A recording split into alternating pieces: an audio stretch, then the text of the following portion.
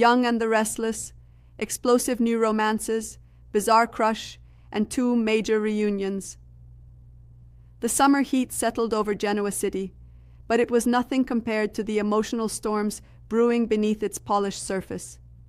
Long-buried feelings, unexpected attractions, and shocking reunions were about to change lives forever. Nobody, not even Victor Newman, could predict how dramatically the coming days would reshape the city's most powerful families. At Crimson Lights, Sharon Collins stirred her coffee absent-mindedly while watching the morning crowd. Life had finally become peaceful after months of chaos. Yet peace in Genoa City never lasted. The cafe door opened. Nick Newman stepped inside, wearing a thoughtful expression that Sharon recognized immediately. "Mind if I join you?" he asked with a gentle smile. "Since when do you ask?" Sharon laughed. Their easy conversation reminded everyone nearby why they had always shared such an undeniable connection. They spoke about faith, Noah, and the future instead of old arguments. For the first time in years, there were no expectations, only comfort. Across the room, Phyllis Summers watched the interaction with narrowed eyes. She wasn't jealous. At least, that's what she kept telling herself. Instead, she had become focused on someone entirely unexpected. Billy Abbott. The chemistry between them had quietly returned over recent weeks. Their playful arguments had become meaningful conversations, and meaningful conversations had slowly turned into stolen glances. Billy noticed too. "You're staring," he teased as he approached her table. "I'm evaluating." "For business? For your fashion choices?" Billy laughed. "So that's a no?" "It's definitely a no." Their laughter echoed through the cafe, catching more than one person's attention. Meanwhile, at Chancellor Industries, Lily Winters found herself working closely with Damien Kane after an important merger discussion. What started as professional respect had begun evolving into something neither expected. Damien challenged her intellectually in ways few people ever had. "You always think 3 steps ahead," he admitted. "And you don't?" "I usually do." "So what changed?" "You." The single word lingered between them. Lily smiled nervously. She wasn't ready to admit how much she enjoyed hearing it. Elsewhere, Adam Newman found himself facing an emotional crossroads. Chelsea Lawson had become increasingly distant while focusing on Connor's future. Adam understood her priorities, but loneliness had begun creeping into his life again. Then Sally Spectra unexpectedly walked into Newman Media. "I just came for a meeting," she insisted. "Funny," Adam replied. "What?" "You always say that before something complicated happens." Sally rolled her eyes. "You think everything revolves around you. It usually does." Despite themselves, both laughed. The tension that once divided them suddenly felt replaced by something softer.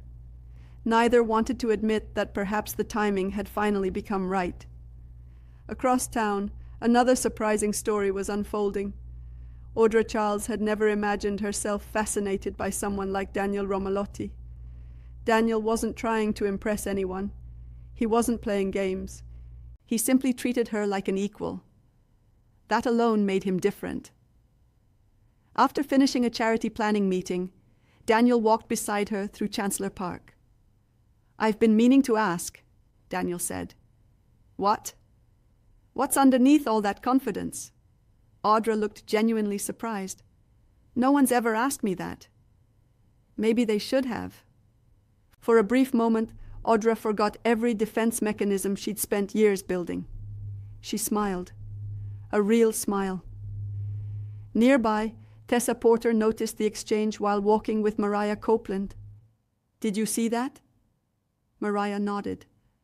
"I don't think anyone saw that coming." Neither did Audra, nor Daniel. But Genoa City had always thrived on impossible romances.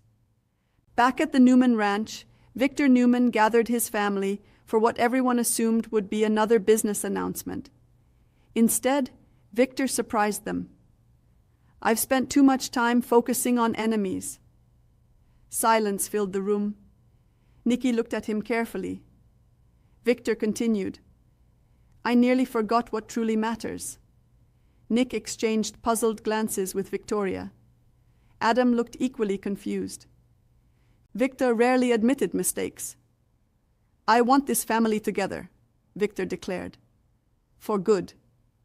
Nicky reached for his hand. It wasn't a dramatic gesture. It was something far more powerful. Hope. At the Abbott mansion, Jack Abbott faced his own emotional revelation. Tracy had returned from an extended writing tour. The siblings embraced warmly. You've been gone too long, Jack said. I know. I missed you. I missed all of you. Their reunion reminded everyone that family wasn't measured by business victories, but by unconditional love. Ashley Abbott soon arrived unexpectedly. The three Abbott siblings shared an emotional embrace that left even Diane Jenkins wiping away tears. The Abbott family hadn't felt this united in years, but another reunion was about to eclipse even theirs. Late that evening, Chance Chancellor received an anonymous phone call. I know who destroyed everything. Chance immediately recognized the disguised voice. Who is this? You'll know soon enough. The call disconnected. Hours later, Chance drove to an abandoned lakeside cabin. There, standing beneath the moonlight, was someone everyone believed had disappeared forever. Chance froze. I don't believe this. The mysterious figure stepped forward slowly. You weren't supposed to find me yet. Shock spread across Chance's face. Why are you back? The stranger smiled sadly.